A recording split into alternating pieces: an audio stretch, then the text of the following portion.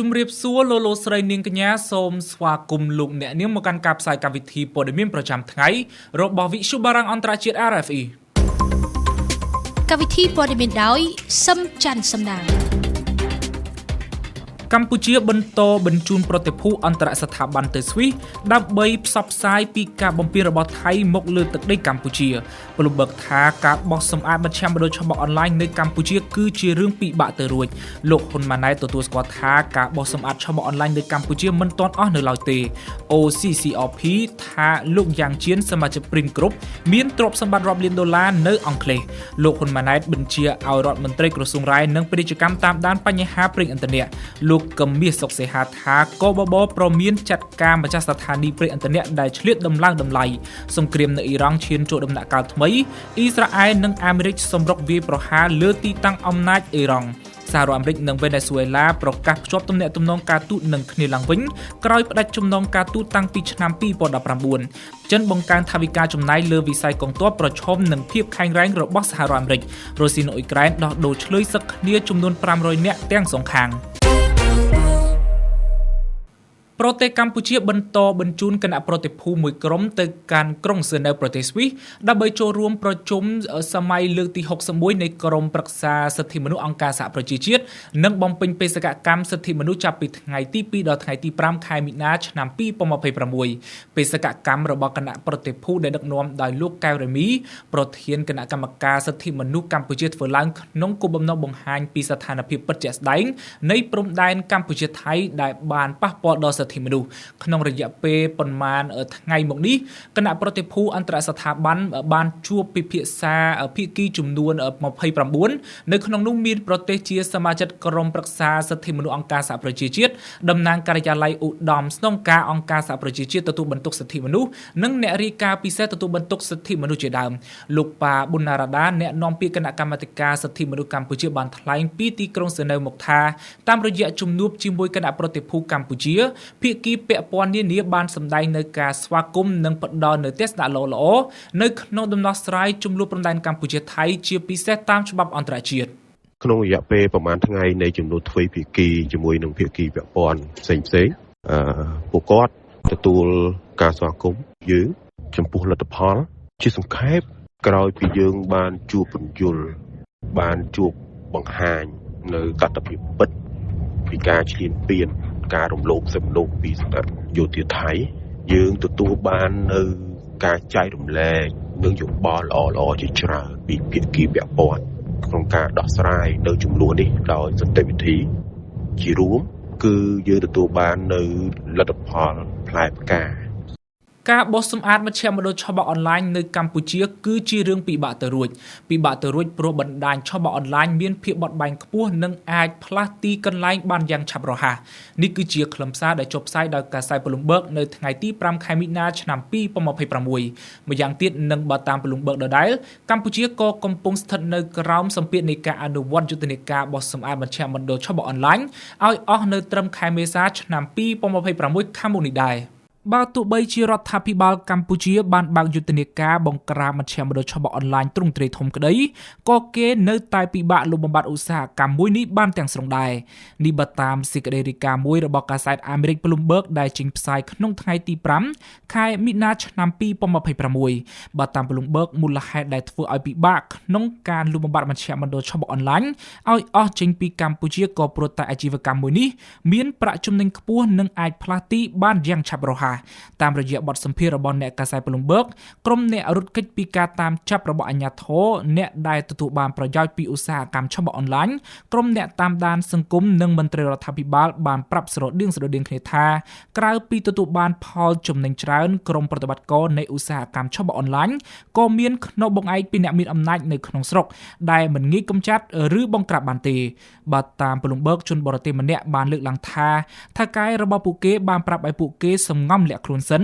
និងរងចាំពេលដែលអាចទៅធ្វើការវិញធម្មតាក្រោយប៉ូលីសខ្មែរចុះត្រួតពិនិត្យរួចរាល់បើតាមព័ត៌មានចុះផ្សាយដោយ Bloomberg ដដែលកម្ពុជាខ្លួនឯងក៏កំពុងស្ថិតនៅក្រោមសម្ពាធនៃការបដិញ្ញាចិត្តអនុវត្តយុទ្ធនាការបោះសម្អាតមជ្ឈមណ្ឌលអនឡាញឲ្យអស់នៅត្រឹមខែមេសាឆ្នាំ2026ខាងមុខនេះដែរគូបញ្ជាក់ថាប្រទេសមួយចំនួនដូចជាចិនកូរ៉េខាងត្បូងពិសេសសហរដ្ឋអាមេរិកបានលើកឡើងថាពលរដ្ឋរបស់ពួកគេបានបាត់បង់ប្រាក់រាប់ពាន់លានដុល្លារនៅរៀងរាល់ឆ្នាំដោយសារតែការឆបោកតាមប្រព័ន្ធអ៊ីនធឺណិតដែលមានមូលដ្ឋាននៅក្នុងប្រទេសកម្ពុជាលោកស្រី Stephanie Baru អ្នកវិភាគរបស់អង្គការអន្តរពលផ្នែកស៊ើបអង្កេតសម្ងាត់ព្រហ្មទណ្ឌនៃអង្គភាពជួញដូរមនុស្សនិងរត់ពន្ធជនអន្តោប្រវេសន៍ក្នុងទីក្រុងលីយ៉ុងប្រទេសបារាំងបានបញ្ជាក់ប្រាប់កាសែត Bloomberg ថាអ្នកធ្វើការជាច្រើនអ្នកដែលត្រូវបានបណ្តេញចេញពីមជ្ឈមណ្ឌលឆបោកអនឡាញនៅកម្ពុជាទំនងជាត្រូវបានគេជួញដូរឬបង្ខំឲ្យធ្វើការនៅកន្លែងថ្មីផ្សេងទៀតចំពោះលោកស្រី Stephanie Baru ការបង្ក្រាបរបស់អាជ្ញាធរខ្មែរគឺគ្មានប្រសិទ្ធភាពពេញលេញទេព្រោះមជ្ឈមណ្ឌលឆបោកអនឡាញថ្មីៗនឹងត្រូវបានបង្កើតឡើងគួររំលឹកជូនថារដ្ឋាភិបាលកម្ពុជាបានបដិញ្ញាចិត្តបោះសម្អាតឧស្សាហកម្មឆបោកអនឡាញឲ្យអស់ពីប្រទេសនៅត្រឹមខែមេសាឆ្នាំ2026ខាងមុខដោយទទួលស្គាល់ថាឧក្រិដ្ឋកម្មមួយនេះបានបំផ្លាញសេដ្ឋកិច្ចនិងកេរ្តិ៍ឈ្មោះរបស់កម្ពុជានៅក្នុងប្រតិបត្តិការពីថ្ងៃទី13ដល់ថ្ងៃទី28ខែកុម្ភៈឆ្នាំ2026សមត្ថកិច្ចកម្ពុជាបានបង្ក្រាបអំពើឆបោកតាមប្រព័ន្ធអនឡាញចំនួន21លើកដែលមានជនសង្ស័យចំនួន419នាក់និងមាន12សញ្ជាតិក្នុងចំណោមជនសង្ស័យទាំងជាង400នាក់នោះមានជនជាតិចិនចំនួន273នាក់ខ្មែរចំនួន50នាក់និងជនបរទេសដែលមានសញ្ជាតិខុសគ្នាមួយចំនួនទៀតនេះបើតាមលោកទូសង្ខៈអ្នកនាំពាក្យរងក្រសួងមហាផ្ទៃបើគិតតាំងពីខែមិថុនាឆ្នាំ2025ដល់ដើមឆ្នាំ2026ប្រតិបត្តិការបង្ក្រាបឧក្រិដ្ឋកម្មឆបោកអនឡាញទ្រង់ទ្រាយធំរបស់អាជ្ញាធរកម្ពុជាបានធ្វើឲ្យជនបរទេសប្រមាណជាង210,000នាក់ចាកចេញពីកម្ពុជាដោយខ្លួនឯងទៅកាន់ប្រទេសកំណើតរបស់ពួកគេវិញនៅក្នុងពិធីសន្និបាតបូកសរុបលទ្ធផលការងារឆ្នាំ2025និងលើកទិសដៅការងារឆ្នាំ2026របស់អាជ្ញាធរជាប្រយុទ្ធប្រឆាំងគ្រឿងញៀននៅថ្ងៃទី6ខែមិថុនាឆ្នាំ2026នេះលោកនាយករដ្ឋមន្ត្រីហ៊ុនម៉ាណែតបានលើកឡើងថាបញ្ហាឆបោកអនឡាញគ្រឿងញៀននិងសម្អាតប្រាក់និងបញ្ហាជួញដូរមនុស្សគឺជារឿងប្រតិកលាគ្នា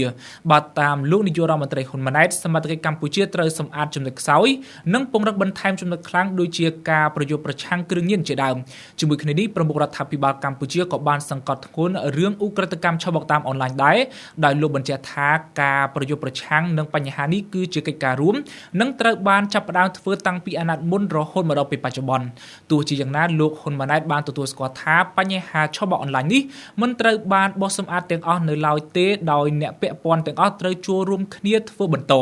សូមស្ដាប់ប្រសាសន៍លោកនាយករដ្ឋមន្ត្រីហ៊ុនម៉ាណែតដែលជាការរៀបចំជូនដោយខ្ញុំសុផលនេះគឺជាកិច្ចការងាររួមអញ្ចឹងនៅក្នុងដើមអាណត្តិរហូតដល់ដើមឆ្នាំ2025គឺយើងមានយន្តការនេះបានដឹកនាំអនុវត្តជោគជ័យឲ្យឧត្តមសិទ្ធិភិសន្ធិបណ្ឌិតបានដឹកនាំកិច្ចការងារតាមរយៈយន្តការពិសេសឲ្យឧត្តមសុខផលបូកជាមួយនឹងអគ្គស្នងការនគរបាលជាតិសហការជាមួយដៃគូយើងច្រើនប្រទេសយើងបានធ្វើបាទប៉ុន្តែសួរថាវាអស់ទេអត់អស់ទេវានៅមានយើងត្រូវទទួលស្គាល់ការពិតអញ្ចឹងហើយបានជានៅដើមឆ្នាំ2025នេះយើងបានបង្កើតជាគណៈកម្មការចំពោះកិច្ច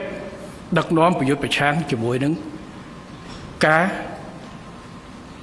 ឬ scam online ឬក៏ហៅថាបទឆបោកតាមប្រព័ន្ធបច្ចេកវិទ្យាដែលក្នុងនោះមាននាយករដ្ឋមន្ត្រីជាប្រធានបន្ទាប់មកយើងមានក្រសួងស្ថាប័នពាក់ព័ន្ធច្រើនមានក្រសួងការពារជាតិក្រសួងយុតិធធម៌ក្រសួងការបរទេសក្រសួងសេដ្ឋកិច្ចហិរញ្ញវត្ថុហើយក្នុងនោះមានក្រសួងបច្ចេកវិទ្យាក្រសួងឧត្តមជីវណ្ឌិតក្រសួងឧត្តមកែវរតនៈរ៉ែនឹងធម្មពលព្រោះត្រូវការកាត់ភ្លើងត្រូវការកាត់ទឹកពេលខ្លះវិធានក្រសួងមានទាំងធនាគារជាតិព្រោះរឿងនេះវាមិនមែនតែពាក់ព័ន្ធតែរឿង scam បោកវាតាក់ទងសម្អាតប្រាក់ឬមួយអីផ្សេងទៀតហើយមានស្ថាប័នជាច្រើនរាជធានីខេត្តចូលរួមជាមួយថាពួកបង្កើតដើម្បីអីទី1បង្ហាញអំពីសុឆន្ទៈរបស់រាជរដ្ឋាភិបាលកម្ពុជា ដែលទទួលស្គាល់ថាបញ្ហា scam online នេះគឺជាបញ្ហាដែលត្រូវរួមកម្លាំងគ្នាជួយទៅដល់ក្រសួងស្ថាប័នជាពិសេសក្រសួងបាបទៅរួមគ្នាធ្វើមិនមែនជាកិច្ចការតែមួយបកគលឲ្យការទូទៅតែរួមគ្នាធ្វើនៅថ្ងៃទី5ខែមីនាឆ្នាំ2026គម្រោងរាយការណ៍អំពីឧក្រិដ្ឋកម្មនិងអំពើពុករលួយហៅកាត់ថា OCCRP បានចេញផ្សាយរបាយការណ៍មួយដែលរកឃើញថាលោកយ៉ាងជៀនបពុកក្នុងសម្ព័ន្ធឧក្រិដ្ឋកម្មឆបអនឡាញមានអចលនទ្រព្យយ៉ាងហោចណាស់$17 លាននៅក្នុងប្រទេសអង់គ្លេសលោកយ៉ាងជៀនជាមនុស្សម្នាក់ដែលស្និទ្ធនឹងអតីតអ្នកអង្គការខ្មែរដើមកំណត់ចិនលោក Gen Z ដែលត្រូវបានអាជ្ញាធរខ្មែរចាប់បញ្ជូនទៅឲ្យរដ្ឋាភិបាលចិនកាលពីដើមខែមករាឆ្នាំ2026 សាដាវីជួនសេចក្តីរាយការណ៍អត្ថបទស៊ើបអង្កេតដែលចេញផ្សាយនៅថ្ងៃទី5ខែមិនិនាឆ្នាំ2026ដោយគម្រោងរាយការណ៍អំពីឧក្រិដ្ឋកម្មនិងអំពើពុករលួយហៅកាត់ថា OCCRP បានឲ្យដឹងថាលោកយ៉ាងជៀនដែលជាសមាជិកក្នុងសម្ព័ន្ធក្រុមហ៊ុន Prince Group មានទ្រព្យសម្បត្តិជាអចលនវត្ថុប្រមាណជិត$13 លានឬស្មើប្រមាណ$17 លាននៅក្នុងប្រទេសអង់គ្លេសទ្រព្យសម្បត្តិទាំងនោះរួមមានផ្ទះជាប់គ្នាចំនួន12ខ្នង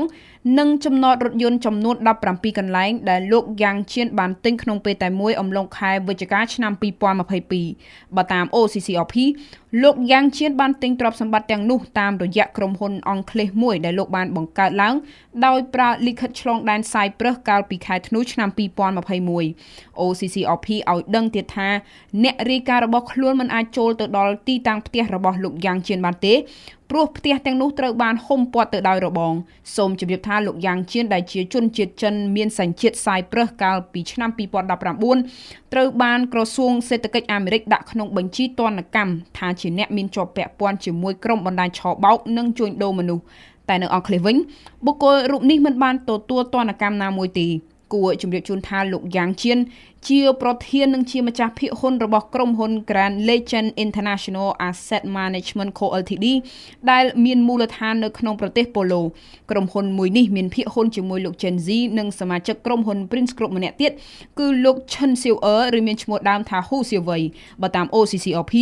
លោក Hu Xiaowei មានទ្រព្យសម្បត្តិមហាសាលក្នុងរង្វង់ប្រមាណ$45 លាននៅក្នុងប្រទេសអង់គ្លេសនិងថាបុគ្គលរូបនេះជាដៃគូជំនួញជាមួយលោកយ៉ាងជៀនតាំងពីដើមឆ្នាំ2010និងជាមនុស្សស្និទ្ធស្នាលយូរលង់ជាមួយលោក Gen Z ក្រៅពីលោកយ៉ាងជៀននិងលោក Hu Xiaowei OCCRP ក៏បានរកឃើញឧក្រិដ្ឋជនដែលជួយលាងលុយកខ្វក់ឲ្យលោក Gen Z ម្នាក់ទៀតគឺលោកជូចុងពីវលោកជូចុងពីវដែលជាម្ចាស់ក្រុមហ៊ុនកាស៊ីណូជីនប៉ៃនៅខេត្តព្រះសីហនុធ្លាប់ត្រូវបាន OCCRP ប្រាប់ថាមានទ្រព្យសម្បត្តិជាអចលនវត្ថុប្រមាណ29កន្លែងនៅទីក្រុងឌូបៃប្រទេសអេមីរ៉ាតអារ៉ាប់រួមថ្លែងនៅក្នុងពិធីបិទសន្និបាតបូកសរុបលទ្ធផលការងារឆ្នាំ2025និងលើកទិសដៅការងារឆ្នាំ2026របស់អាជ្ញាធរជាប្រយុទ្ធប្រឆាំងគ្រឿងញៀននៅរុស្ស៊ីថ្ងៃទី6ខែមិនិនានេះលោកនាយករដ្ឋមន្ត្រីហ៊ុនម៉ាណែតបានបញ្ជាឲ្យរដ្ឋមន្ត្រីក្រសួងរាយនិងធម្មពលនិងរដ្ឋមន្ត្រីក្រសួងពាណិជ្ជកម្មតាមដានឲ្យជាប់ចំពោះការប្រែប្រួលនៃបញ្ហាប្រេងឥន្ធនៈនៅក្នុងបរិបទនៃសង្គ្រាមនៅដើមបូព៌ាបន្ថែមពីនេះលោកហ៊ុនម៉ាណែតបានបញ្ជាឲ្យពិនិត្យមើលបរិមាណនៃការនាំចូលប្រេងឥន្ធនៈនិងថាតើមានប្រទេសណាខ្លះបិទនាំចេញប្រេងដើម្បីចាត់វិធានការដោះស្រាយឲ្យទាន់សភាពការសម្រាប់ការប្រើប្រាស់គ្រប់គ្រងតម្លៃនិងការប្រើប្រាស់នៅក្នុងប្រទេសកម្ពុជាការបញ្ជាដូចនេះរបស់លោកនាយករដ្ឋមន្ត្រីហ៊ុនម៉ាណែតក្រោយមានការដំឡើងថ្លៃប្រេងឥន្ធនៈនៅតំបន់ខ្លះរហូតដល់ទៅ$6,000នៅក្នុង1លីត្រដល់ឡែកលោកកឹមមាសសុកសេហាអគ្គនាយកនៃអគ្គនាយកដ្ឋានការពារអ្នកប្រើប្រាស់កិច្ចការប្រគល់ប្រជែងនិងបង្ក្រាបការក្លែងបន្លំហៅកាត់ថាកបបព្រមមានប្រើវិធានការរដ្ឋបាលនិងផាកពិន័យចំពោះម្ចាស់ស្ថានីយ៍ប្រេងឥន្ធនៈដែលលក់ប្រេងឥន្ធនៈថ្លៃជាងការកំណត់របស់ក្រសួងពាណិជ្ជកម្មថ្លែងប្រាប់វិទ្យុបារាំងអន្តរជាតិ RFE នៅថ្ងៃទី6ខែមិនិនាឆ្នាំ2026លោកកឹមមាសសុកសេហាបានបន្ថែមថាកបបនឹងដកអាជ្ញាប័ណ្ណស្ថានីយ៍ប្រេងឥន្ធនៈណាដែលមិនគោរពតាមច្បាប់សម្រាប់គណៈយុវដ្ឋានការពារអ្នកប្រើប្រាស់និងការប្រកួតប្រជែងកបបយើងអនុវត្តការអង្កេតថ្លៃលក់រាយប្រេងឥន្ធនៈទូទាំងប្រទេសតាមស្ថានីយ៍ដេប៉ូចែកចាយទាំងអស់ហើយក្រសួងពាណិជ្ជកម្មមានភារៈនៅក្នុងការចេញសេចក្តីជូនដំណឹងស្តីពីការលក់រាយប្រេងឥន្ធនៈតាមស្ថានីយ៍ហ្នឹងក្រោយពីការធ្វើការគណនា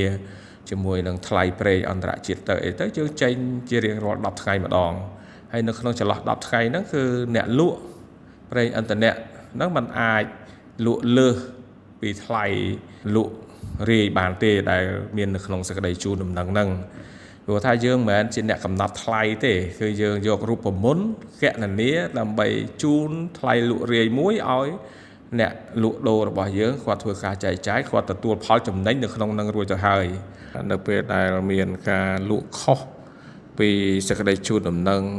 របស់ក្រសួងពាណិជ្ជកម្មគណៈយុវដ្ឋានខបនឹងអនុវត្តនីតិវិធីរដ្ឋបាលទី1រដ្ឋបាលហ្នឹងដូចជាការសុំផ្អាកជាបណ្ដោះអាសន្នការធ្វើពាណិជ្ជកម្មរបស់គាត់ហ្នឹងលក់ដូររបស់គាត់ហ្នឹងឬក៏អាចនឹងដកអាជ្ញាប័ណ្ណនៅពេលដែលมันមានការកែប្រែទេហើយនឹងមានពិន័យអន្តរការជាប្រាក់ស្របតាមប្រកាសអន្តរក្រសួងណាស្ដីពីការកំណត់ថ្លៃលក់រាយប្រេងឥន្ធនៈរវាងក្រសួងពាណិជ្ជកម្មក្រសួងរាយធម្មពលនិងក្រសួងសេដ្ឋកិច្ចនិងហិរញ្ញវត្ថុនឹងវិធានការយើងអត់មានជាវិធានការព្រហ្មទណ្ឌទេមានតែវិធានការរដ្ឋបាលនិងវិធានការពិន័យជាប្រាក់តែប៉ុណ្ណោះឯងគួរជំរាបជូនថានៅក្នុងបរិបទនៃសង្គ្រាមនៅដើមបូព៌ា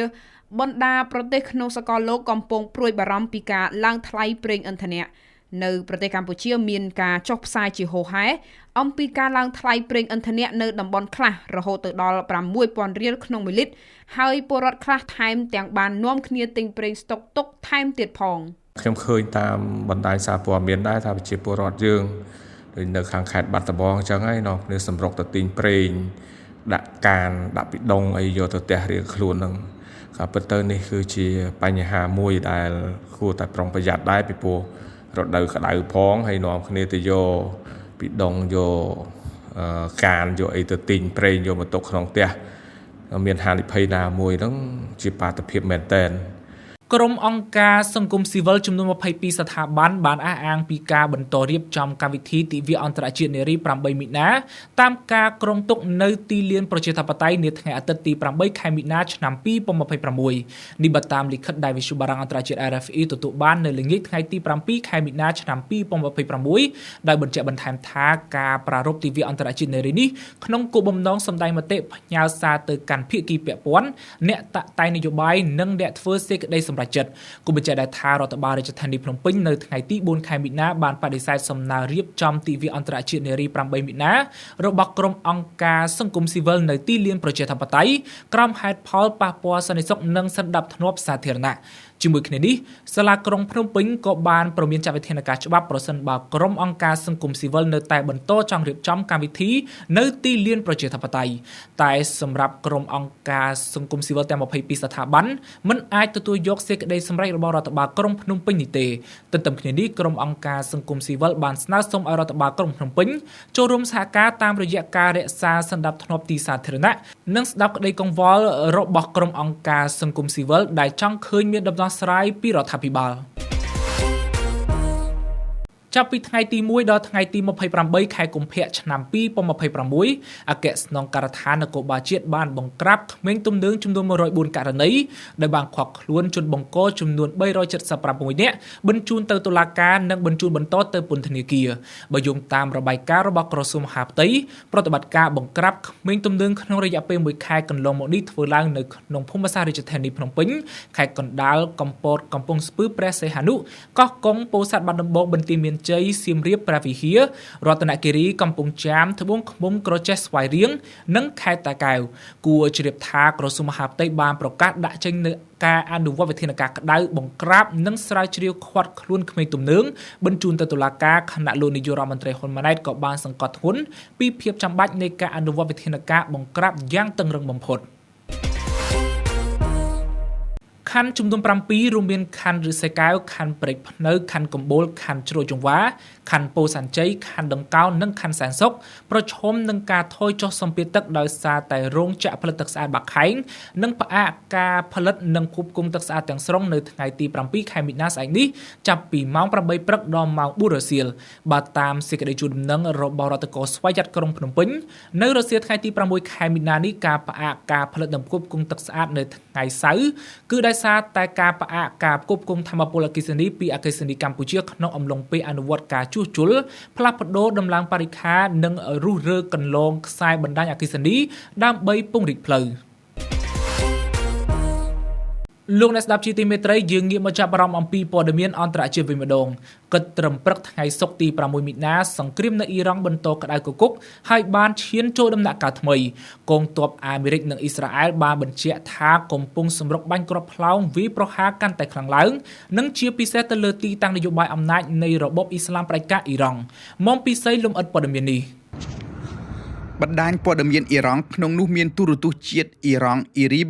បានផ្សាយដំណឹងថានៅព្រឹកថ្ងៃសុក្រទី6មិនិនាសម្លេងផ្ទុះបានលាន់ឮកក្រើកច្រើនកន្លែងនៅទីក្រុងតេអ៊ីរ៉ង់ទាំងខាងកើតនិងខាងត្បូងកងទ័ពអ៊ីស្រាអែលវិញបានប្រកាសថាគេកំពុងសម្រុកវាយប្រហារទ្រង់ទ្រាយធំកំទេចទីតាំងហេដ្ឋារចនាសម្ព័ន្ធនយោបាយនិងអំណាចរបស់របបផ្ដាច់ការអ៊ីស្លាមអ៊ីរ៉ង់អ៊ីស្រាអែលក៏កំពុងសម្រុកវាយប្រហារដែរនៅខាងត្បូងលីបង់និងខាងត្បូងទីក្រុងបេរុតដែលជាទីជង្រុករបស់ក្រុមហេសបូឡាកូនចៅរបស់អ៊ីរ៉ង់ល្ងាចថ្ងៃប្រហ័សនៅតាមកញ្ចក់ទូរទស្សន៍អ៊ីស្រាអែលលោកអ៊ីយ៉ាលហ្សាមីនាយសេនាធិការកងទ័ពអ៊ីស្រាអែលបានប្រកាសថាសង្គ្រាមបានឈានចូលដល់ដំណាក់កាលថ្មីហើយដំណាក់កាលទី1ដែលជាការវាយឆ្មក់គ្របសង្កត់លើផ្ទៃអាកាស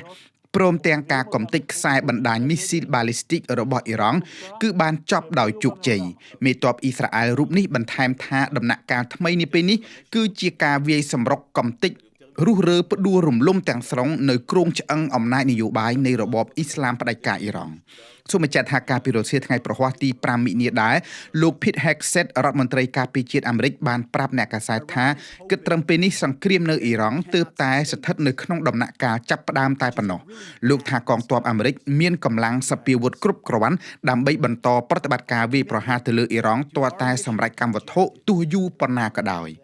ដោយឡែកលោកដូណាល់ត្រាំវិញបានបញ្ជាក់តាមកញ្ចក់ទូរទស្សន៍ NBC ថាมันមានការចាំបាច់អ្វីត្រូវបញ្ជូនកងទ័ពអាមេរិកចូលទៅក្នុងទឹកដីអ៊ីរ៉ង់ដោយផ្ទាល់នោះទេព្រោះនាំតែខាតពេលជាមួយគ្នានេះលោកដូណាល់ត្រាំបានទាមទារថាលោកត្រូវតែមានចំណែកចាត់ចែងក្នុងការសម្រេចថានរណានឹងមកដឹកនាំប្រទេសអ៊ីរ៉ង់ទៅថ្ងៃខាងមុខពីខាងអ៊ីរ៉ង់វិញលោករដ្ឋមន្ត្រីការបរទេស Abbas Araghchi បានអះអាងប្រាប់ទូរទស្សន៍ NBC ថាសម្រាប់ពេលនេះអ៊ីរ៉ង់មិនត្រូវការការចរចាឬស្វែងរកបទឈប់បាញ់អ្វីទាំងអស់អ្វីដែលអ៊ីរ៉ង់ធ្វើគឺបដិញ្ញាវាយប្រយុទ្ធទល់នឹងសត្រូវចំណែកកងឆ្មាំបដិវត្តអ៊ីរ៉ង់វិញបានអះអាងនៅព្រឹកថ្ងៃសុក្រនេះថាគេបានសម្រុកបាញ់ប្លង់គ្រាប់មីស៊ីលជាច្រើនគ្រាប់ទៅកាន់អ៊ីស្រាអែលគូក៏សម្គាល់ថាគិតត្រឹមថ្ងៃទី7នៃសង្គ្រាមនេះគេសង្កេតឃើញថាអ៊ីរ៉ង់នៅតែមានសមត្ថភាពប្រយុទ្ធវាយបកបើទោះបីជាបានចុះថយសន្ទុះក៏ពិតមែនអ៊ីស្រាអែលនិងអាមេរិកបានអះអាងដូចគ្នាថាបានវាយកំទេចស្តុកសព្វាវុធនិងប្រព័ន្ធបាញ់មីស៊ីលរបស់អ៊ីរ៉ង់អស់ចំនួន 60% នាវាចម្បាំងអ៊ីរ៉ង់ទាំងតូចទាំងធំចំនួនប្រមាណ30គ្រឿងត្រូវបានបាញ់កំទេចចោលតែយ៉ាងណាក៏ដោយនៅព្រឹកថ្ងៃសុក្រនេះទាំងអារ៉ាប៊ីសាអូឌីតទាំងកាតាសុទ្ធតែបានអះអាងថាបានរងការវាយប្រហារសារជាថ្មីដោយមីស៊ីលនិងដ្រូនរបស់អ៊ីរ៉ង់នៅបារ៉ែនវិញសន្តាគារនិងអគារច្រើនកន្លែងបានរងគ្រោះស្ថានភាពអសន្តិសុខនេះបន្តធ្វើឲ្យចរាចរណ៍ផ្លូវអាកាសនៅតំបន់ដើមបូព៌ាត្រូវផ្អាកសឹងតែទាំងស្រុងអ្នកដំណើរច្រើនម៉ឺននាក់កំពុងជាប់គាំងនៅតាមទីក្រុងធំៗដូចជាដូហាអាប៊ូដាប៊ីនិងឌូបៃជាដើមជាមួយគ្នានេះច្រកសមុទ្រអុកម៉ូសបន្តបិទគប់ទាំងស្រុងធ្វើឲ្យនាវាដឹកប្រេងដឹកអ៊ូស្ម៉ាន់រាប់រយគ្រឿងត្រូវជាប់គាំងមិនអាចចេញពីឈូងសមុទ្រប៉ែកនៅសមុទ្រក្រហមក្រុមអ៊ូទៀមហ៊ូទីកូនចៅអ៊ីរ៉ង់វិញបានគម្រាមដែរថាគេអាចបើកការវាយប្រហារក្នុងពេលឆាប់ៗដើម្បីសងសឹកធ្វើឲ្យចរាចរណ៍នាវាដឹកទំនិញដែលឆ្លងកាត់ព្រែកជីកស៊ុយអេត្រូវរាំងខ្ទប់ទាំងស្រុង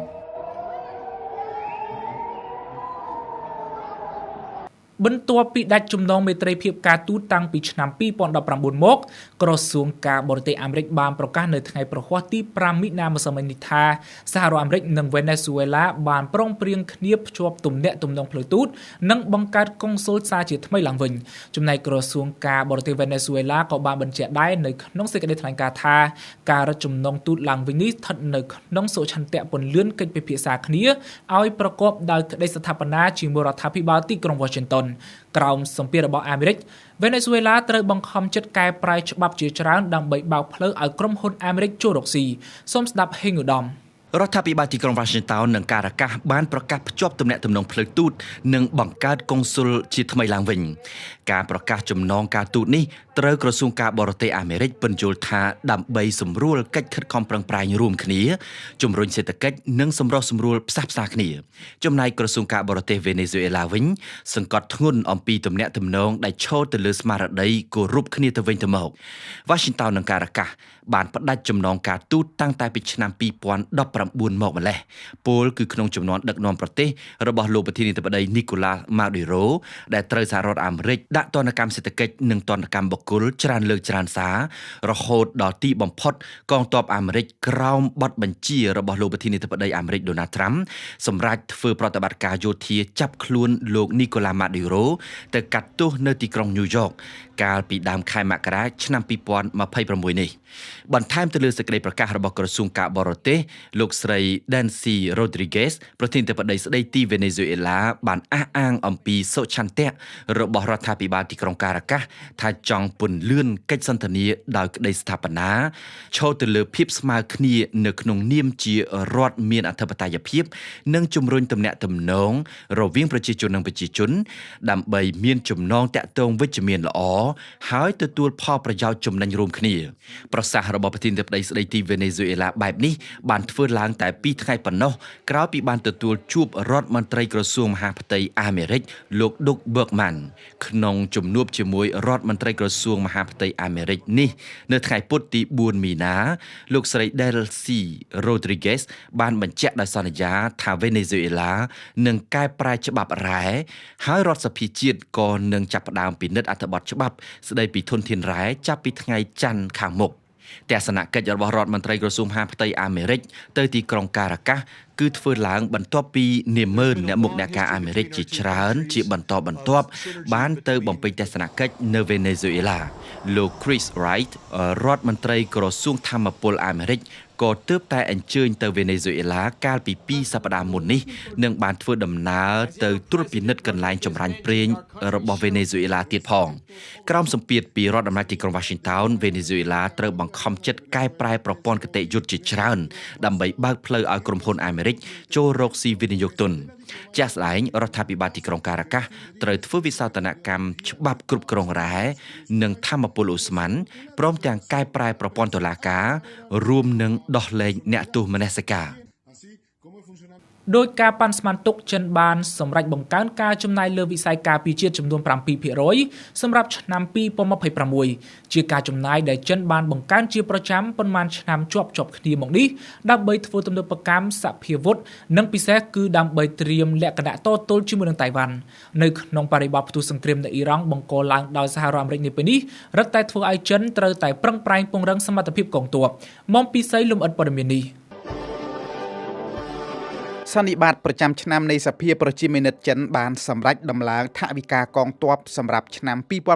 2026ចំនួន 7% បើប្រៀបធៀបទៅឆ្នាំមុន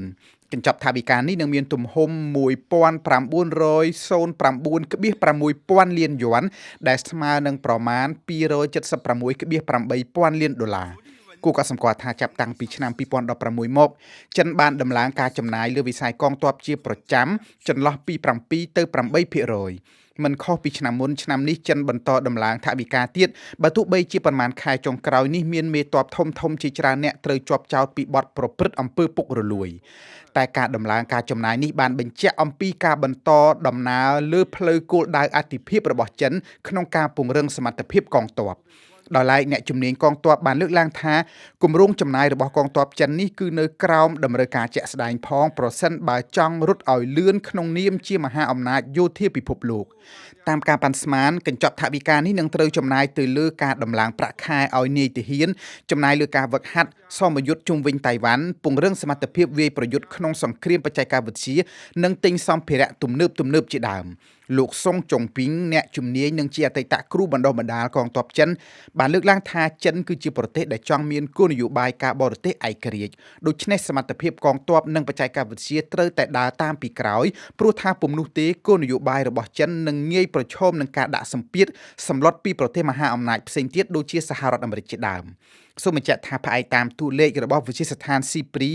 នៅឆ្នាំ2024សហរដ្ឋអាមេរិកបានចំណាយលើវិស័យកងទ័ពចំនួន $997,000 លានខណៈចិនវិញបានចំណាយតិចជាង3ដងខ្ទង់ $314,000 លាន បើប្រៀបធៀបទៅនឹងទំហំចំណូលដុលក្នុងស្រុករបស់ចិនគឺការចំណាយលើវិស័យកងទ័ពចិនស្ថិតនៅក្នុងកម្រិតមធ្យមទេពលគឺប្រមាណតែ 1.7% នៃចំណូលដុលខណៈសហរដ្ឋអាមេរិកចំណាយដល់ទៅ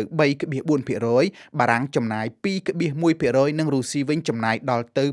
7.4% នៃចំណូលដុលគូបញ្ជាក់ដែរថាជាផ្លូវការចិនមានមូលដ្ឋានទ័ពនៅលើទឹកដីបរទេសតែមួយទីតាំងប៉ុណ្ណោះគឺនៅប្រទេសជីប៊ូទីចិនតែងអះអាងថានយោបាយការពារជាតិរបស់ខ្លួនគឺមានកម្មវត្ថុត្រឹមតែការពារខ្លួននិងទឹកដីខ្លួនតែប៉ុណ្ណោះតែទន្ទឹមគ្នានេះការស្ទុះហក់ឡើងខ្លាំងនៃសមត្ថភាពកងទ័ពរបស់ចិនបានជំរុញឲ្យមានការប្រកួតប្រជែងសព្វាវុធក្នុងតំបន់អាស៊ីជាក់ស្ដែងតៃវ៉ាន់ជប៉ុនហ្វីលីពីនវៀតណាមជាដើមស្ទើរតែកំពុងខំប្រឹងពង្រឹងសមត្ថភាពរៀងៗខ្លួនបើប្រៀបធៀបទៅនឹងសមត្ថភាពកងទ័ពអាមេរិកវិញកងទ័ពចិនហាក់នៅក្រោយឆ្ងាយលោក James Cha អ្នកជំនាញកងទ័ពចិននៅសាកលវិទ្យាល័យណានយ៉ាងសិង្ហបុរីបានលើកឡើងថាកងទ័ពអាមេរិកមានកម្លាំងសព្វាវុធទំនើបលើសគេទាំងអស់បូកបន្ថែមនឹងបទពិសោធន៍សមរភូមិចំនួននាវាសរុបគ្រប់ប្រភេទចិនមានច្រើនជាងគេមែនតែនាវាផ្ទុកយន្តហោះចម្បាំងចិនមានតែ3គ្រឿងទេខណៈសហរដ្ឋអាមេរិកវិញមានដល់ទៅ11គ្រឿងបូកបន្ថែមនឹងនាវាមុជទឹកដើរដោយប្រព័ន្ធនុយក្លេអ៊ែរជាង70គ្រឿងទៀតដូច្នេះប្រតិបត្តិការផ្លូវឆ្ងាយក្នុងសមុទ្រគឺចិនមិនអាចឈ្នះឡើយក៏ប៉ុន្តែលោក Nicholas Swanstrom អគ្គនាយកវិទ្យាស្ថានគោលនយោបាយសន្តិសុខនិងអភិវឌ្ឍនៅក្រុង Stockholm បានពន្យល់ថាក្នុងករណីផ្ទុះសង្គ្រាមនៅតៃវ៉ាន់គឺកម្លាំងកងទ័ពចិនអាចមានប្រៀបលើកងទ័ពអាមេរិកដោយសារនៅក្បែរដីចិនហើយចិនមានមីស៊ីលសាមញ្ញច្រើនបូកបន្ថែមនឹងប្រព័ន្ធខែលពាសពេញទោះជាយ៉ាងនេះក្តីអ្នកជំនាញរូបនេះអះអាងថាបើសង្គ្រាមតៃវ៉ាន់ផ្ទុះមែនទាំងចិនទាំងអាមេរិកគឺខាតទាំងអស់គ្នាក្នុងវិស័យសេដ្ឋកិច្ចពាណិជ្ជកម្មស្លាប់មនុស្សហើយពិសេសនោះគឺអាចប្រឈមនឹងសង្គ្រាមនុយក្លេអ៊ែរមហាប្រឡាយក្រសួងការពារជាតិរុស្ស៊ីបានប្រកាសនៅថ្ងៃប្រហ័សទី5មិនិនាអំពីការចាប់ផ្ដើមធ្វើប្រតិបត្តិការដកដូរឆ្លើយសឹកជាមួយអ៊ុយក្រែនក្នុងចំនួន200នាក់ទល់នឹង200នាក់ផ្អែកតាមវិមានក្រែមឡាំងចំណាក់ខ្មាំងចំនួន300នាក់បន្ថែមទៀតនឹងត្រូវភាគីទាំងពីរដោះដូរគ្នានៅថ្ងៃសុក្រទី6មិនិនានេះពីទីក្រុងមូស្គូសូមស្ដាប់កៅឆាយាបើថ្ងៃប្រហ័សទី5មិនិនាអ៊ុយក្រែននិងរុស្ស៊ីបានដោះដូរគ្នាឆ្លើយសង្គ្រាមក្នុងចំនួន200នាក់ទល់នឹង200នាក់នោះក្នុងថ្ងៃសុក្រទី6មិនិនាគូភាគី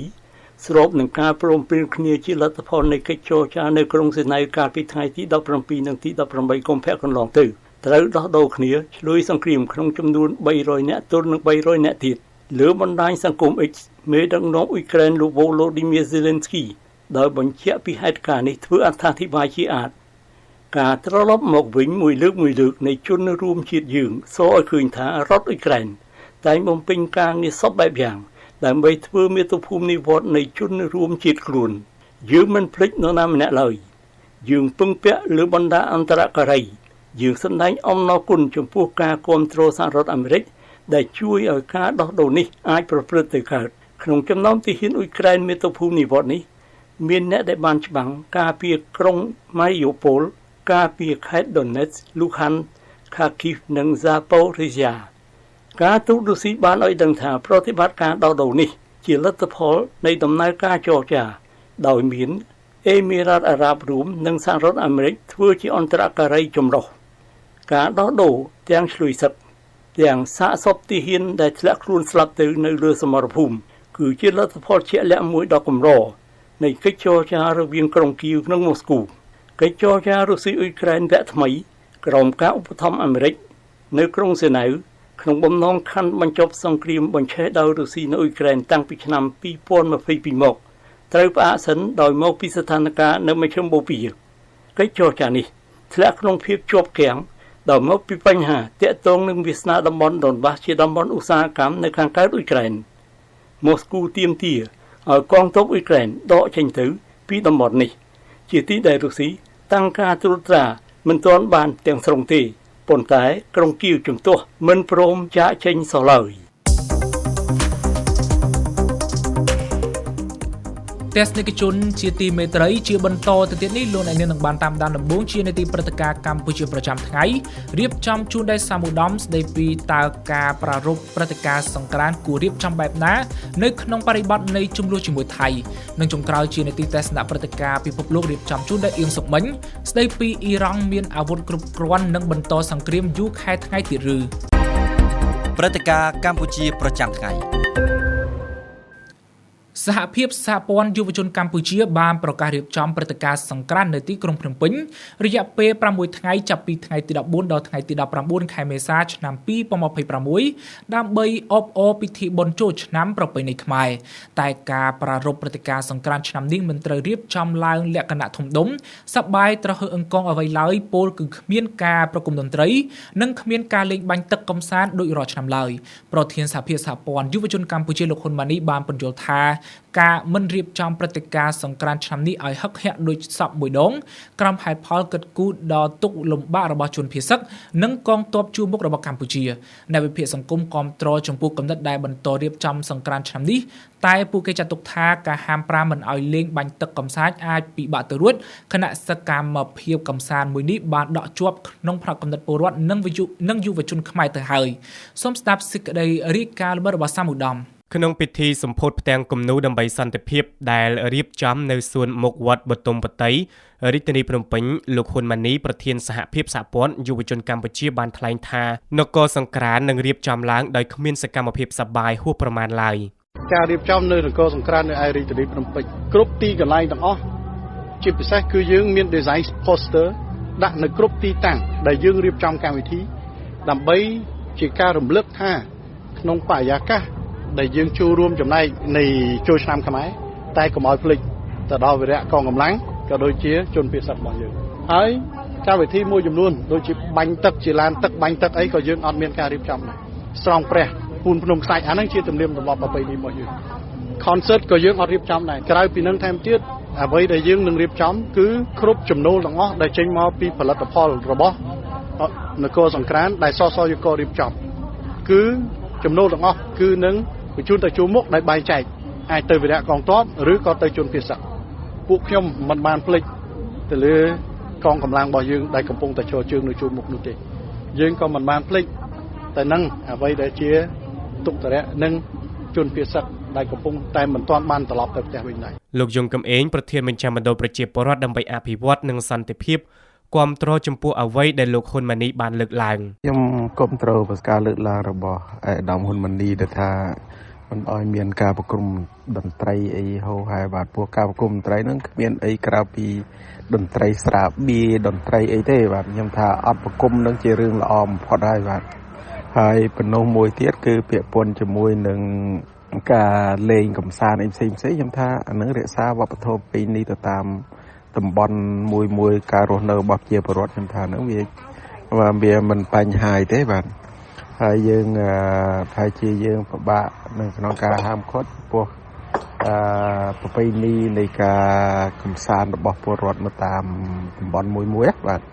អញ្ចឹងហ្នឹងគឺអាចឲ្យគាត់លេង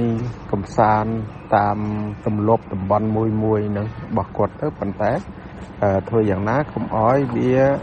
មានរូបភាពដែលធ្វើឲ្យគ្រោះថ្នាក់ទៅដល់អ្នកដទៃឬក៏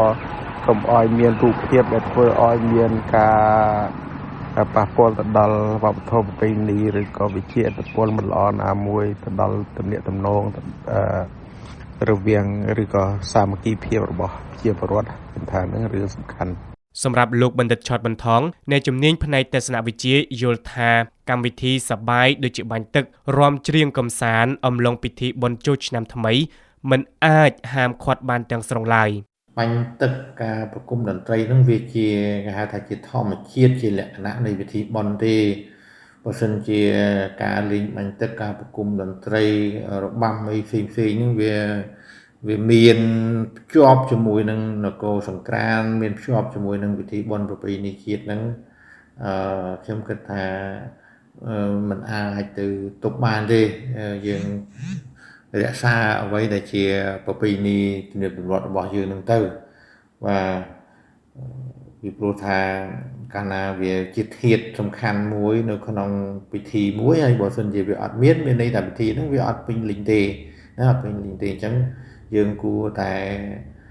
ធ្វើទៅតាមលទ្ធភាពដែលយើងអាចធ្វើទៅបានលោកបណ្ឌិតឆតបន្ថងបន្តយើងកាត់ទុកក៏កាត់ទុកហើយប៉ុន្តែมันអាចយើងកាត់ទុករហូតកាត់ទុកទាំងអស់ទេមានន័យថា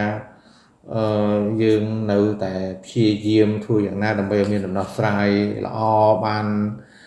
ទឹកដីយើងមកវិញប៉ុន្តែប្រពៃណីរបស់យើងក៏ត្រូវការរស់ដែរប្រជាពលរដ្ឋយើងក៏ត្រូវការសប្បាយការរីករាយដែរយើងមិនអាចផ្ដាច់បានទាំងអស់ទេបាទចំណែកលោកវ៉ាន់ចាន់ឡូតអ្នកវិភាគនយោបាយអះអាងថាលោកហ៊ុនម៉ាណីកំពុងបំពេញតួនាទីគណៈកិច្ចការងារនេះគួរតែជាការទទួលខុសត្រូវរបស់ក្រសួងវប្បធម៌និងគណៈកម្មាធិការរៀបចំបុណ្យជាតិនិងអន្តរជាតិលោកហ៊ុនម៉ាណីហាក់កំពុងតែបំពេញតួនាទីក្នុងនាមខ្លួនជារដ្ឋមន្ត្រីក្រសួងមុខងារសាធារណៈបែរជាមកធ្វើកិច្ចការពាក់ព័ន្ធទៅនឹងបញ្ហាវប្បធម៌របស់ក្រសួងវប្បធម៌ឬក៏ពាក់ព័ន្ធទៅនឹងតួនាទីរបស់គណៈកម្មការរៀបចំបុណ្យជាតិនិងអន្តរជាតិទៅវិញដែលយើងឃើញថាលោកហ៊ុនម៉ាណីហាក់សកម្មប៉ុន្តែជារបៀបសកម្មខុសរឿងដែលបំពេញនៅតួនាទីហើយគោលដៅធំបំផុតគឺក្នុងបបផែតដើម្បីផលប្រយោជន៍របស់ក្រុមអ្នកកាន់អំណាចតែមួយមុខប៉ុណ្ណោះមិនមែនជាការស្វែងរកផលប្រយោជន៍ឬជារបៀបនៃការបណ្ដុះមនសិការឬក៏ពង្រឹងសាមគ្គីជាតិពិតប្រាកដសម្រាប់ប្រជាជាតិខ្មែរនោះទេហេតុដូច្នេះតើសង្ក្រាន្តឆ្នាំនេះគួររៀបចំក្រោមរូបភាពបែបណាដែលអាចផ្ដល់ការសប្បាយដល់ពលរដ្ឋខ្មែរនិងភ្ញៀវទេសចរហើយមិនភ្លេចពីទុក្ខលំបាករបស់ជនភៀសសឹកនិងកងទ័ពជមុខលោកបណ្ឌិតប៉ាច័ន្ទរឿនប្រធានវិទ្យាស្ថានប្រជាធិបតេយ្យកម្ពុជាបញ្ចេញទស្សនៈថាការរៀបចំសង្ក្រាន្តជាទូទៅត្រូវមានលក្ខណៈមិនធំដុំនិងមិនគួរមានរូបភាពសប្បាយត្រហឹងអឹងកងនៅក្នុងស្ថានភាពដែលប្រទេសយើងនៅប្រឈមមុខជាមួយនឹងបញ្ហាការឈ្លានពានរបស់ថៃហើយនឹងស្ថានភាពដែលពិភពលោកកំពុងច្បុកច្បល់ដោយសារតែសង្គ្រាមនៅអ៊ីរ៉ង់នៅពេលបច្ចុប្បន្ននេះខ្ញុំមើលឃើញថាគម្រោងឬក៏ការផ្ដួចផ្ដើមទាំងឡាយណានៅក្នុងការបង្កើតឲ្យមានព្រឹត្តិការណ៍ជួបជុំឬក៏រាំរែកទ្រង់ទ្រាយធំនៅក្នុងទីក្រុងភ្នំពេញដើម្បីអបអរពិធីបុណ្យចូលឆ្នាំថ្មីខាងមុខនឹងធ្វើដោយសម្រួមហើយបង្វែរពីការរាំច្រៀងលេងសើចសប្បាយក្អាកក្អាយនឹងចំណាយថវិកាជាតិច្រើននឹងគួរតែបង្វែរទៅជាការធ្វើនៅក្នុងទម្រង់មួយសមល្មមហើយផ្លាស់ប្ដូរពីការច្រៀងរាំសប្បាយក៏ក្រឹកក្រែងនឹងទៅជាពិធីមួយដែលមានលក្ខណៈសកុតសគុំនិងដែងនៅសញ្ចេតនាចូលរួមទាំងអស់គ្នាគៀងគោធនធានដើម្បីទៅជួយជនរួមជាតិយើងជាច្រើនម៉ឺនអ្នកដែលកំពុងតែរស់នៅយ៉ាងលំបាកវេទនាដោយសារតែការបាត់បង់ផ្ទះសម្បែងលោកបណ្ឌិតឆាតបន្ថងមានយោបល់ត្រង់ចំណុចនេះដើម្បីរកផ្លូវកណ្ដាលមួយខ្ញុំគិតថារៀបចំក៏រៀបចំទៅប៉ុន្តែកុំធ្វើឲ្យអធិកអធមអីពេកទី1ទី2ត្រូវកាត់បន្ថយការចំណាយណាដែលវាមិនចាំបាច់បាទប៉ុន្តែរូបភាពប្រពៃណីមានទម្លាប់អីផ្សេងៗគួរតែបន្តធ្វើដោយសារតែពេលដែលយើងធ្វើទៅប្រជាពលរដ្ឋក្នុងស្រុករបស់យើងនេះគាត់បានទៅកំសាន្តបានទៅពិនិត្យមើលទៅចូលរួមលេងអីចឹងទៅហើយក្រៅពីប្រជាពលរដ្ឋខ្មែរក៏ទេសចរបរទេសដែលគាត់មកជាវិនិយោគិនជាពាណិជ្ជករជាអ្នកការទូតឬក៏ជាអ្នកផ្សព្វផ្សាយសាសនាជាដើមនៅស្រុកយើងហ្នឹងក៏គេអាចនឹងចូលរួមកំសាន្តសប្បាយសិក្សាស្វែងយល់អំពីប្រពៃណីរបស់យើងនឹងដែរហើយទេសចរខ្លះក៏គេអាចរៀបចំផែនការដើម្បីឲ្យមកចំឱកាសដែលខ្មែរយើងរៀបចំពិធីបុណ្យប្រពៃណីជាតិឬក៏សង្ក្រាន្តនឹងផងដែរអញ្ចឹងវាបានចំណូលពីទេសចរទាំងអស់ហ្នឹងលោកបណ្ឌិតឆាត់បន្ថងបន្តថាអ្វីដែលភាគីពាក់ព័ន្ធមិនគួរភ្លេចនោះក្រោយចប់កម្មវិធីត្រូវគិតគូរដល់ការចែកអំណោយដល់ជនភៀសសឹកការរៀបចំពិធីហ្នឹងត្រូវកាត់បន្ថយចំណាយដែលមិនចាំបាច់ទី1ទី2ពិធីហ្នឹងក្រៅតែពីបានលុយទៅដល់បងប្អូនយើងដែលជាអ្នកលក់សេវាលក់ម្ហូបអាហារអ្នកដឹកជញ្ជូនអីទាំងអស់ហ្នឹងយើងត្រូវកុំភ្លេចរឿងការប្រមូលនៅអំណោយសប្បុរសធម៌ផ្សេងៗទៅជូនបងប្អូនយើងជាជនភៀសសឹកជាវីរយុទ្ធជនវីរនគរបាលកងកម្លាំងនៅព្រំដែននោះបាទរឿងហ្នឹងដែលយើងត្រូវធ្វើដើម្បីឲ្យឃើញថាការធ្វើរបស់យើងនេះវាផ្សារភ្ជាប់គ្នាមិនមែនធ្វើដើម្បីតែសុបាយមួយមុខទេធម្មតាកាលណាតែធ្វើវាសុបាយហើយអ្នកដែលចូលរួមអីហ្នឹងប៉ុន្តែក្រៅពីសុបាយយើងទាញស្អីចេញពីសុបាយហ្នឹង ទៅជួយដល់បងប្អូនយើងនោះ រីឯទស្សនៈរបស់លោកវ៉ាន់ចាន់លូតវិញ នេះគ្រាន់តែជារបៀបនៃការបំផន់បញ្ហាជាពិសេសគឺការបំផន់ទៅលើបញ្ហាចំនួនព្រំដែនដែលកម្ពុជាបានបាត់បង់ទឹកដីហើយពលរដ្ឋកំពុងតែរងគ្រោះអ្នកខ្លះមិនតាន់អាចបើត្រឡប់ទៅផ្ទះវិញរីឯពលរដ្ឋដែលរស់នៅជិះដែនទោះបីជាពួកគេបានវិលត្រឡប់ទៅកាន់លំនៅឋានវិញក៏ដោយក៏ពួកគេនៅប្រឈមទៅនឹងបញ្ហាគម្រាមកំហែងជាច្រើនរួមមានសន្តិសុខសុវត្ថិភាពពីសំណាក់យោធាថៃជាប្រចាំថ្ងៃជាពិសេសនោះគឺពាក់ព័ន្ធទៅនឹងកត្តាជីវភាពរបស់ពួកគេនេះគឺជាកិច្ចការអធិភាពដែលរដ្ឋាភិបាលលោកហ៊ុនម៉ាណែតគួរតែពិចារណាដោះស្រាយជូនពលរដ្ឋហើយដោះស្រាយដោយផ្ដល់នៅដំណោះស្រាយជាក់លាក់សកម្មភាពជាក់លាក់ដើម្បីពលរដ្ឋអាចទទួលបាននៅដំណោះស្រាយដែលមានប្រសិទ្ធភាពប្រសិនបើកម្ពុជាមិនរៀបចំកម្មវិធីសង្ក្រាន្តអ្វីមួយតែនឹងអាចខាតបង់ដល់លំហូរសេដ្ឋកិច្ចជាតិមួយផ្នែកដែរទេលោកបណ្ឌិតប៉ាច័ន្ទរឿនជាការពិតគឺនៅពេលដែលមានការរៀបចំជាសកម្មភាពអីឲ្យវាមានការផុសផុលនៅក្នុងសង្គមទៅអាចវាជាចំណែកមួយធ្វើឲ្យសកម្មភាពនៃការធ្វើដំណើរការលក់ដូរហ្នឹងវាមានការកើនឡើងដែរវាអាស្រ័យទៅលើការធ្វើឲ្យមានតុល្យភាពរវាងថវិកាដែលចំណាយទៅក្នុងការរៀបចំកម្មវិធីរបៀបនៅក្នុងការរៀបចំសកម្មភាពសំខាន់នៅក្នុងកម្មវិធីនឹងអរិយាប័ត្រឬក៏ខ្លឹមសារនៃសកម្មភាពនីមួយៗនោះធ្វើម៉េចកុំឲ្យវាឆ្លុះបញ្ចាំងពីទស្សនវិជ្ជាពីរផ្សេងគ្នាដែលប្រជាពលរដ្ឋមកបែកនៅខាងភាគខាងលិចទិសពីរយប់ដែលរងគ្រោះដោយសារតែការឈ្លានពានរបស់សៀមនៅគ្នារស់នៅក្នុងតង់មិនសូវជាមានស្អីគួរឲ្យត្រេកត្រអាលប៉ុន្តែនៅទីក្រុងបែរជានាំគ្នារាំច្រៀងអានេះវាជាទស្សនវិជ្ជាពីរដែលបង្ហាញពីវិសមភាពនៅក្នុងសង្គមណាបាទទស្សនៈព្រឹត្តិការណ៍ពិភពលោក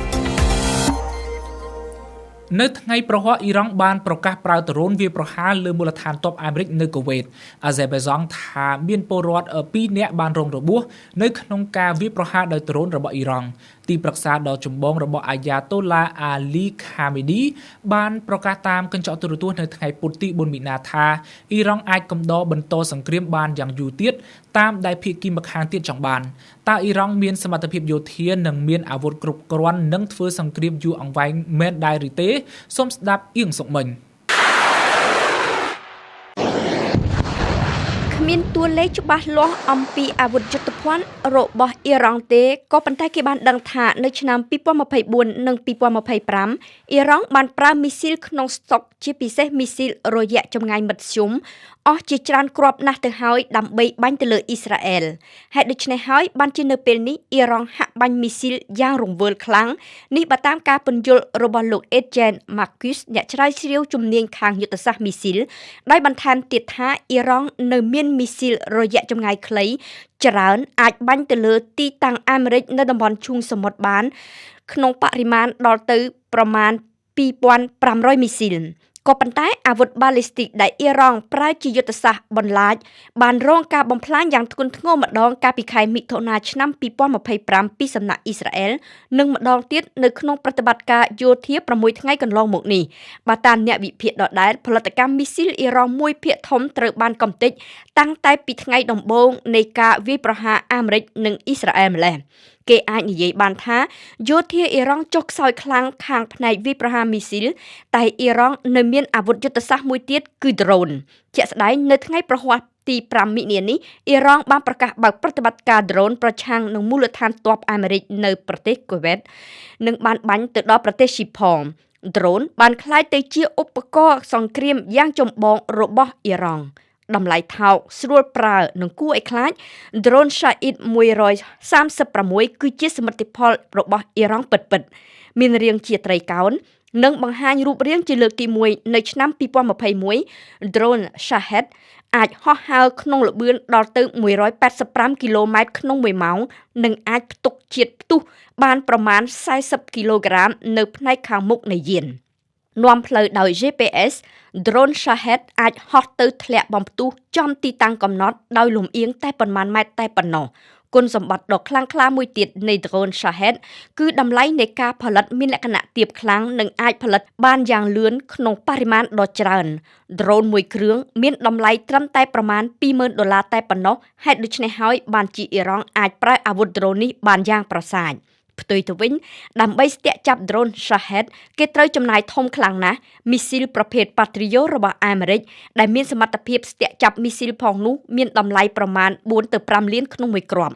ដើម្បីចាប់ផ្ទាំងស៊ីបមួយគេត្រូវបាញ់មីស៊ីលជាច្រើនគ្រាប់ជាក់ស្ដែងក្នុងពេលចាប់មីស៊ីលអ៊ីរ៉ង់មួយគ្រាប់អាមេរិកឬអ៊ីស្រាអែលត្រូវចំណាយអស់ប្រមាណ12ទៅ15លានដុល្លារបើគិតពីតម្លៃគឺជាការខាតបង់ធំខ្លាំងណាស់ម្យ៉ាងទៀតការផលិតមីស៊ីល Patriot ត្រូវការចំណាយពេលវេលាយូរបានត្រឹមតែប្រមាណ600គ្រាប់ក្នុងមួយឆ្នាំពលគឺតិចខ្លាំងណាស់សម្រាប់ប្រឈមនឹង drone ដ៏ប្រសើររបស់អ៊ីរ៉ង់ផងនិងសម្រាប់ទុកយកទៅជួយអ៊ុយក្រែនផង drone Shahed ដែលបានคล้ายទៅជាស៊ីបដែលត្រូវស្ទាក់កម្ចាត់អាចធ្វើសកម្មភាពក្នុងរង្វង់អង្កត់ផ្ចិត2000គីឡូម៉ែត្រមានន័យថា drone នេះអាចហោះទៅដល់គ្រប់ប្រទេសនៅក្នុងតំបន់ឈូងសមុទ្រពាក់និងទៅដល់ប្រទេស Chypre ភាគខាងត្បូងនៃអឺរ៉ុបក្នុងសមុទ្រមេឌីទែរ៉ាណេទៀត Shahed ល្អខ្លាំងរហូតមានអ្នកចម្លងតាមច្រើននៅលើពិភពលោករាប់ទាំងសហរដ្ឋអាមេរិកផងអាមេរិកបានទទួលស្គាល់ជាលើកទី1ក្នុងប្រវត្តិសាស្ត្រថាចម្លងគំរូ drone Shahed រីអ៊ីរ៉ង់សម្រាប់ប្រតិបត្តិការសងសឹកអ៊ីរ៉ង់វិញនេះបើតាមទីបញ្ជាការដ្ឋានអាមេរិកប្រចាំតំបន់ដើមបូព៌ា drone នេះមានប្រើរួចមកហើយនៅក្នុងសង្គ្រាមនៅអ៊ុយក្រែនដោយយោធារុស្ស៊ីតាំងតែពី4ឆ្នាំមកហើយលោកអ្នកស្ដាប់ជាទីមេត្រីការផ្សាយកម្មវិធីព័ត៌មានប្រចាំថ្ងៃរបស់វិទ្យុបារាំងអន្តរជាតិ RFE នៅថ្ងៃសុក្រទី6ខែមីនាឆ្នាំ2026នេះបានឈានចូលមកដល់ទីបញ្ចប់ហើយអរគុណជីវិននិងកុសលដែលបានជួយសម្របសម្រួលផ្នែកបច្ចេកទេសនៅថ្ងៃនេះខ្ញុំបាទសឹមច័ន្ទសំណាងនិងសហការីក្រុមផ្សាយជាខេមរៈភាសានៃវិទ្យុបារាំងអន្តរជាតិទាំងអស់សូមអរគុណនិងសូមជម្រាបលា